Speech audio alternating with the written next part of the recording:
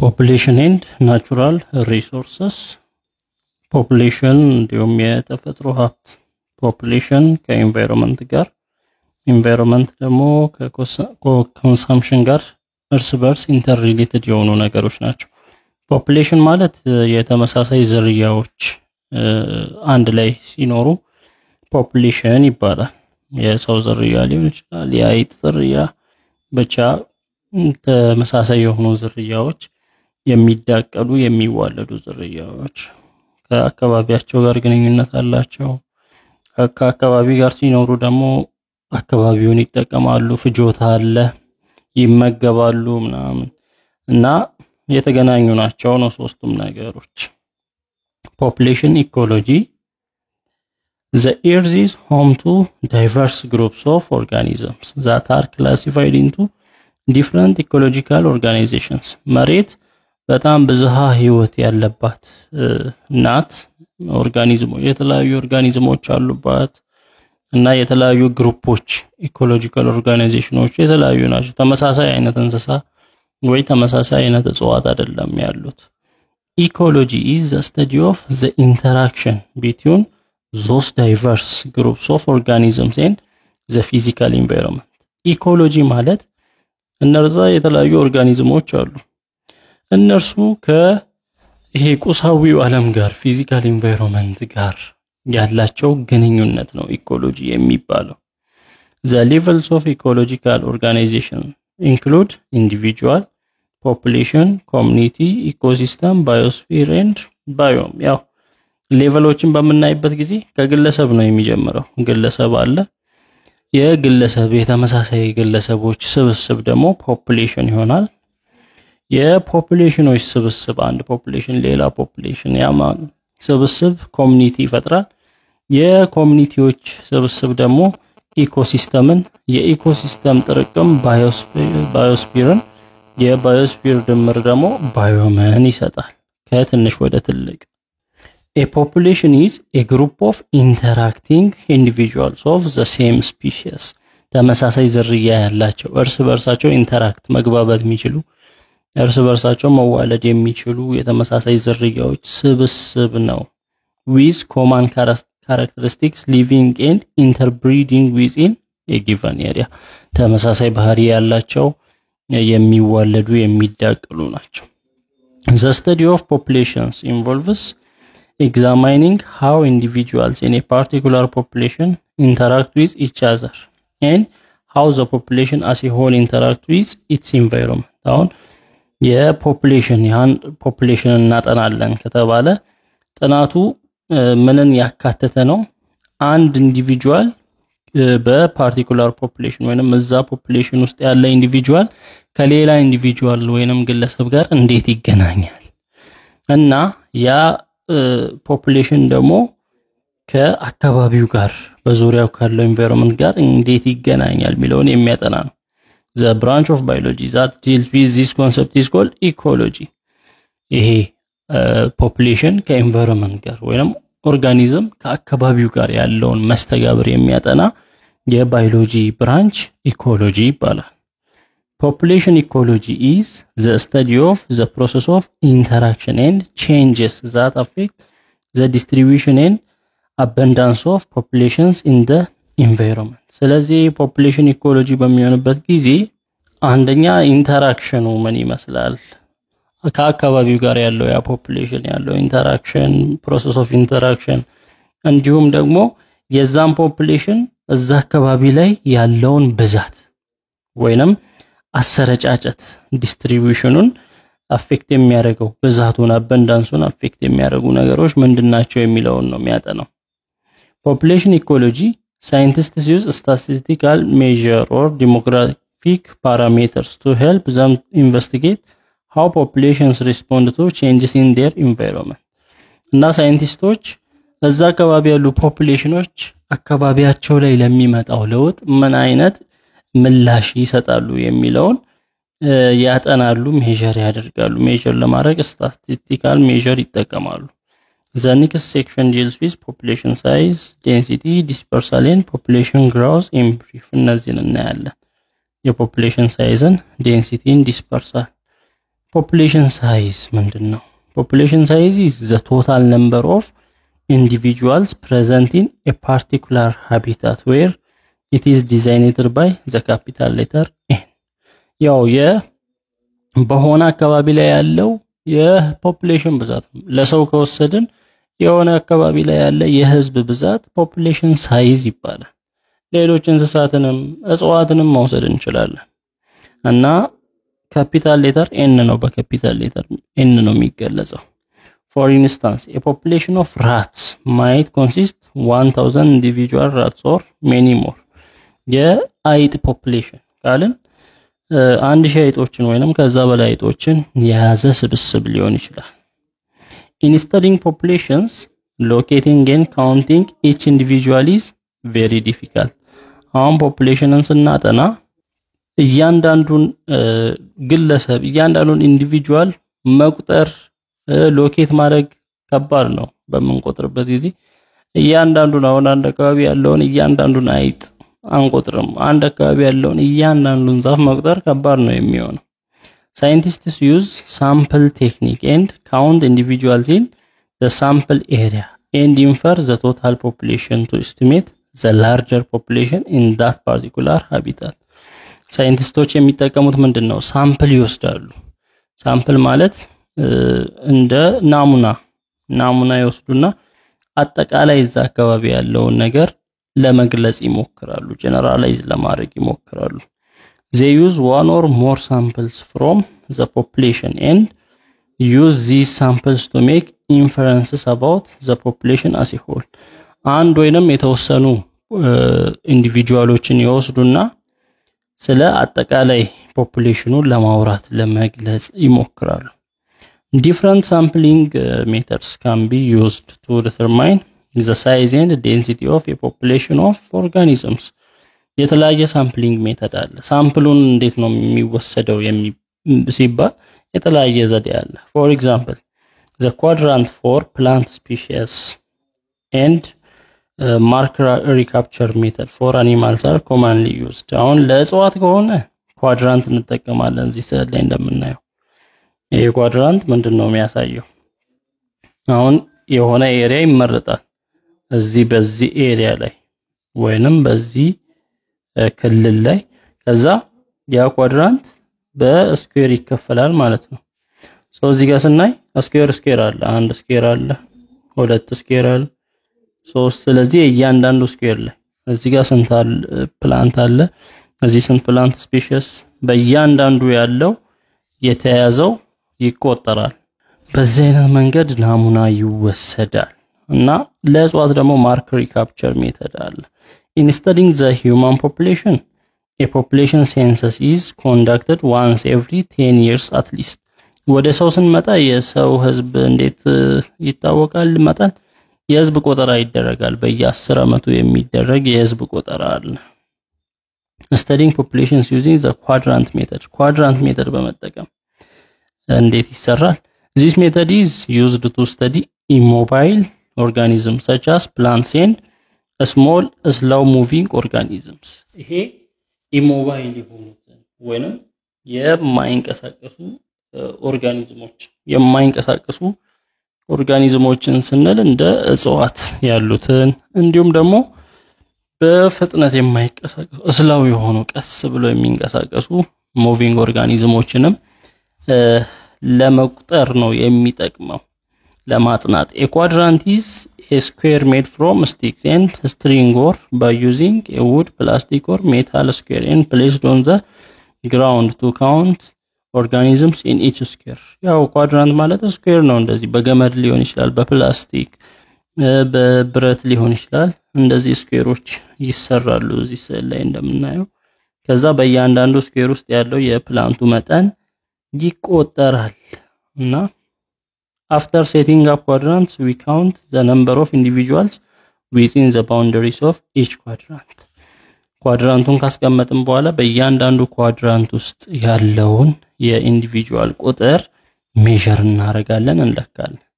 Many quadrants are located randomly throughout the habitat at several locations to make sure that the recorded numbers are representative for the overall habitat አብዛኞቹ ኳድራንቶች ዝም ብለው ነው የሚጣሉት ይሄን ነው እዚህ ጋር አካባቢ ጣል ነው ሌላ አካባቢ ወስዶ የተፈለገበት ቦታ ላይ ይጣልና ይለካል እዛ ጋር የተቆጠረው የፕላንት ስፒሺስ ይወክላል ወይ አጠቃላዩን የሚለው then counted numbers from each quadrant can be used to estimate the population size and population density within the entire habitat using the following formula ከዛ በእያንዳንዱ ኳድራንት ውስጥ የተያዘው ቁጥር ምን ያህል በእያንዳንዱ ውስጥ ምን ያህል ተገኘ የሚለው ተወስዶ የፖፑሌሽን ሳይዝ አጠቃላይ የፖፑሌሽኑ ሳይዝ ዴንሲቲው ምን ያህል ነው እዛ አካባቢ ያለው የሚለው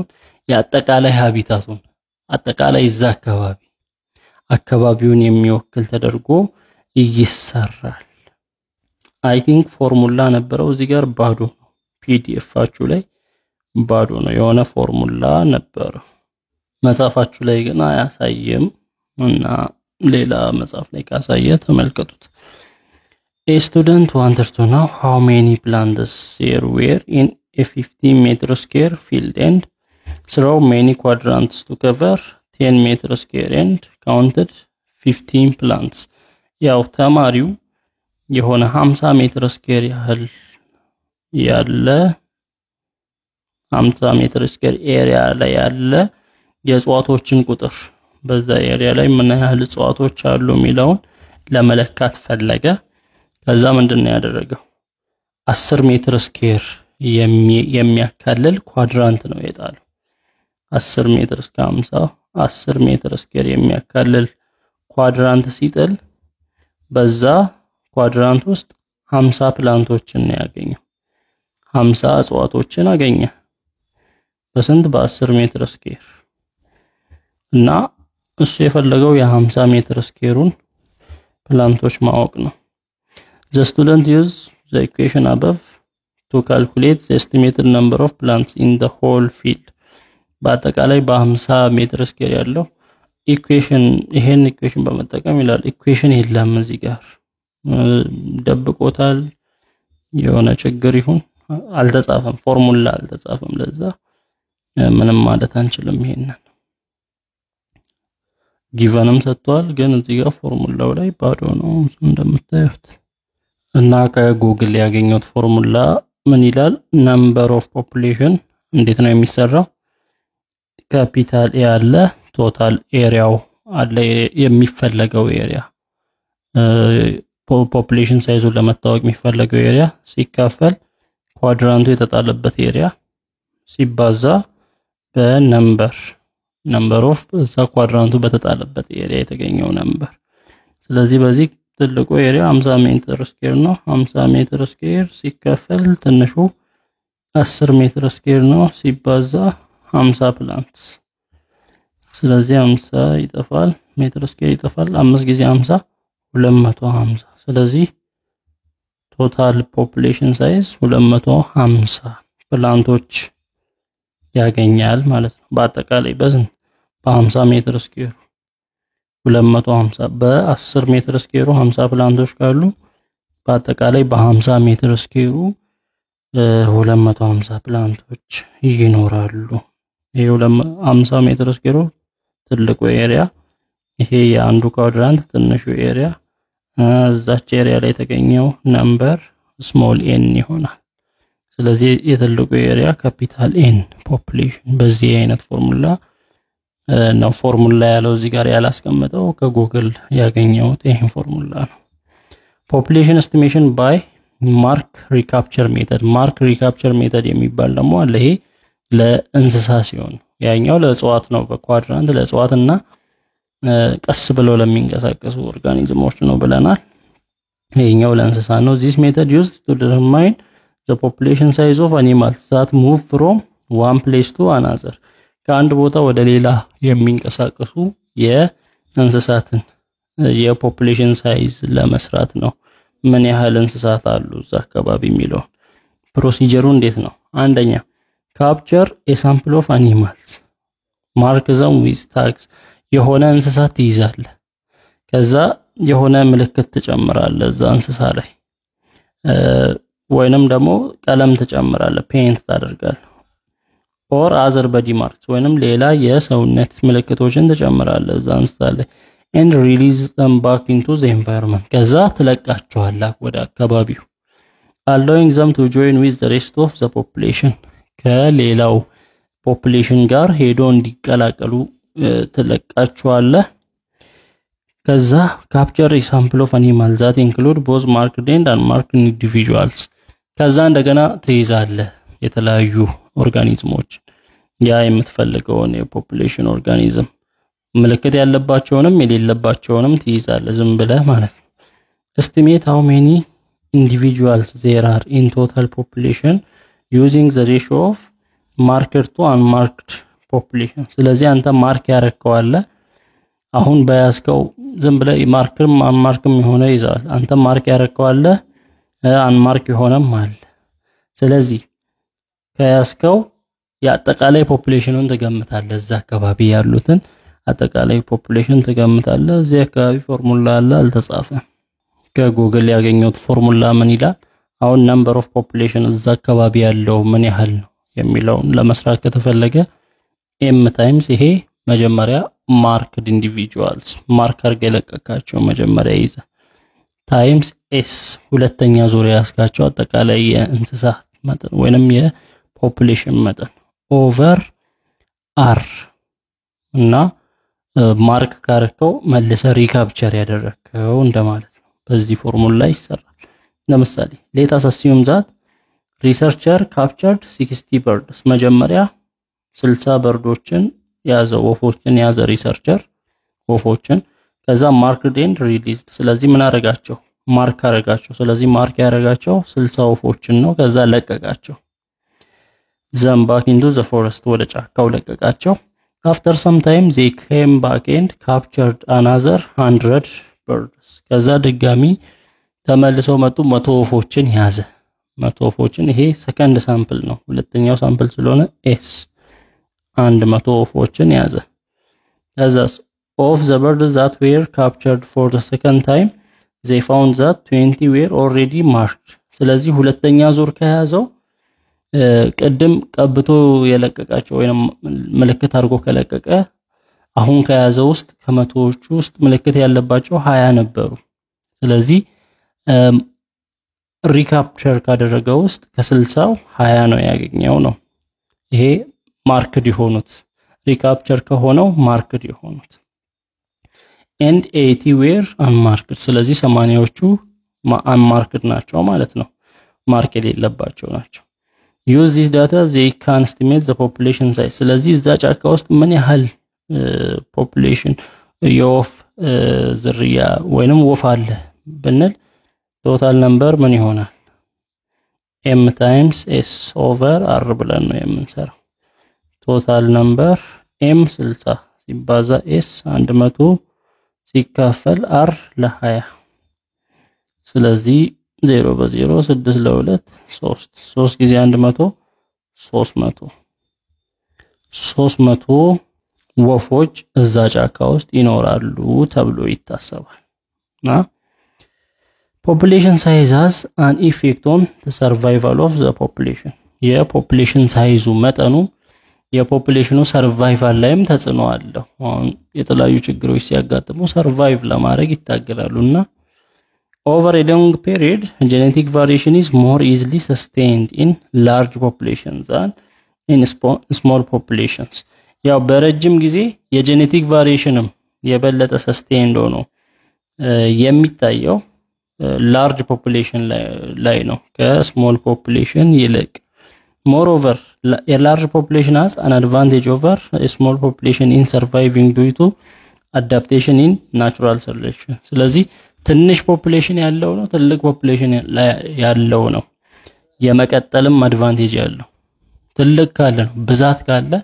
ከዛ ውስጥ ከብዛቱ የሚተርፍ ይኖራል የሆነ ችግር ቢመጣ በአዳፕቴሽን በናቹራል ሴሌክሽን ምክንያት እና በተለያዩ የአካባቢ ፊዚካል ኢንቫይሮንመንት ለውጦች እንደ ዲዚዝ በሽታ ፕሪዳተርስ አዳኞች ሲመጡ እንዲሁም ኮምፒቲተርስ ከነሱ ጋር ተፎካካሪዎች ሲመጡ የመቀጠል ሰርቫይቭ የማድረግ ቻንስ ያለው በዛ ያለ ኢንዲቪጁዋል ወይንም ፖፑሌሽን ሲሆን studying the human population